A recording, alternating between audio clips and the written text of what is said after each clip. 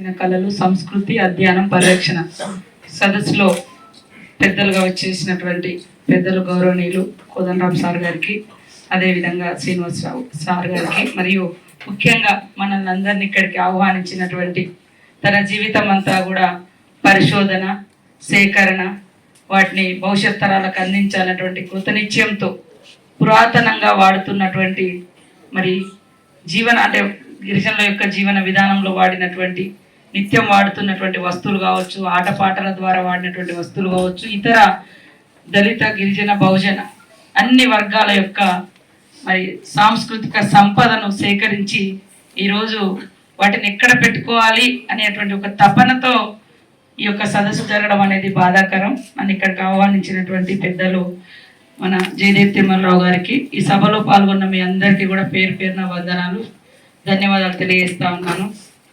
తెలంగాణ ఉద్యమము ఆధిపత్యానికి వ్యతిరేకంగా ఆత్మగౌరవం కోసం, ఆత్మగౌరవం అనే పదం కూడా మరి మనం మాట్లాడిన మాటల మీద జరిగినటువంటి వ్యంగ్యంగా రాసినటువంటి రాతల గురించి కావచ్చు, మాట్లాడిన మాటల గురించి కావచ్చు, లేదా మన ఆటపాటలను తక్కువ చేసిన విధానం గురించి కావచ్చు, మనం ఒక వస్తువు గురించి ఈ వాడినటువంటి పదాల గురించి కావచ్చు, ముఖ్యంగా సాంస్కృతిక యుద్ధం కూడా ఒక డిఫరెంట్గానే ఆనాడు మా భాష ఇట్లుంటుంది, మా వేషం ఇట్లుంటుంది, మేము వాడే వస్తువులు ఇట్లుంటాయనే మనము అంటే ఆ పునాదుల మీదనే ఉద్యమం ఎక్కువ ఉధృతమైంది.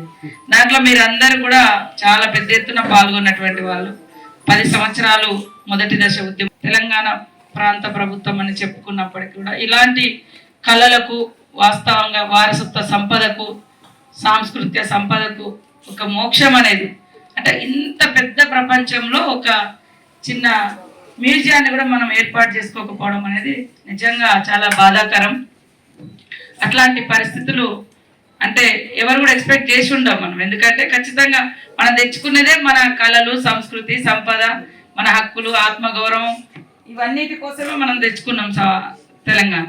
కానీ ఈ క్రమంలో పెద్దలు వారిని చూసినప్పుడు నాకు కూడా బాధ అనిపించింది. అంటే నాలాంటి వాళ్ళ దగ్గరికి వచ్చి ఇలాంటిది అడగడం అనేది, వాటికి ఎప్పుడో గుర్తింపు రావాలి. ఇది రాష్ట్ర సంపద, వారసత్వం, ఇది భవిష్యత్ తరాలకు మనం అందించేటువంటి గొప్ప సాంస్కృతిక మరి చరిత్ర.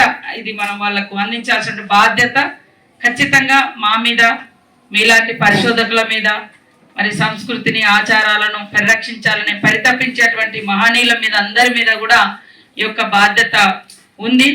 కానీ బాధ ఏంటంటే చిన్న చిన్న రూములలో వేసి వాటిని మూటగట్టి పెట్టడం. మనం వేరే ప్రాంతాల్లో పోతే అది ఎంత గొప్ప ఐటమ్ అనిపించకపోవచ్చు, కానీ వాళ్ళు చాలా గొప్పగా ప్రిజర్వ్ చేసి అంటే చూపిస్తా ఉన్నారు. మన దగ్గరకు వచ్చినప్పుడు అలాంటి పరిస్థితి లేకపోవడం అనేది బాధాకరం. తప్పకుండా నేను ఈరోజు జూపల్లి కృష్ణారావు గారితో కూడా మాట్లాడి తొందరలోనే సీఎం గారి, మా సోదరుడు పృథ్వీ గారు కూడా ఇక్కడే ఉన్నారు, మరి మిగతా వాళ్ళందరూ కూడా ఉన్నారు, తప్పకుండా సీఎం గారి దృష్టికి కూడా తీసుకెళ్ళి ఇది మన రాష్ట్రానికి ఒక హానర్, గౌరవానికి సంబంధించినటువంటి కళగా తెస్తుంటే మాకే ఆశ్చర్యం అనిపించింది. మనం చిన్నతనంలో వీటిని పట్టుకున్నాం, ఇప్పుడు ఊర్లలో కనబడని పరిస్థితి ఉంది వాటిని. కాబట్టి అవి మనకు దొరకకుండా పోతుంది. వాటన్నింటిని కూడా కాపాడుకోవాల్సిన బాధ్యత మన మీద ఉంది. మనం వేరే ప్రాంతాల్లో పోతుంటే వాళ్ళ మ్యూజియాలు చూస్తున్నాం, వాళ్ళ రాష్ట్రం యొక్క సంపద, వాళ్ళు వాడినటువంటి వస్తువుల గురించి కానీ, వాళ్ళ చరిత్ర కానీ వింటున్నాం.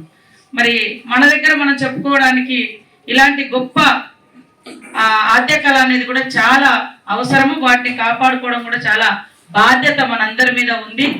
తప్పకుండా ఈ యొక్క అంశాన్ని, ఈ యొక్క విషయాన్ని ముఖ్యమంత్రి దృష్టికి తీసుకెళ్ళి తొందరలోనే ఒక మ్యూజియం ఏర్పడి దాన్ని ఖచ్చితంగా ప్రతి ఒక్కరు కూడా వచ్చి సందర్శించే విధంగా ఏర్పాటు చేసి ఈ యొక్క వస్తువులను మళ్ళీ గ్రామీణ ప్రాంతాలలో వాడుకునే విధంగా. ఇప్పటికీ మనం అంటాం ఓల్డ్ ఈజ్ గోల్డ్ అని, అంటే పాతవి మళ్ళీ కొత్తదనంలో వేరు వేరు రూపాల్లోకి వస్తుంటాయి. అట్లా మన ఊర్లలో కూడా వాటిని మళ్ళీ తీసుకురావడం కోసం మనం అందరం ప్రయత్నం చేద్దామని నా ప్రయత్నం 100కు 100%. తెలంగాణ సాంస్కృతిక కళలు కానీ, ప్రజల జీవన విధానంలో వాళ్ళు నిత్యావసరంగా వాడినటువంటి వస్తువులు కానీ అవన్నీ కూడా చాలా అద్భుతంగా ఉన్నాయి. వాటన్నింటినీ కాపాడడం కోసం నేను మీ అందరి సోదరిగా తప్పకుండా ప్రయత్నం చేస్తానని తెలియజేస్తూ వారికి పాదాభివందనాలు తెలియజేస్తాను.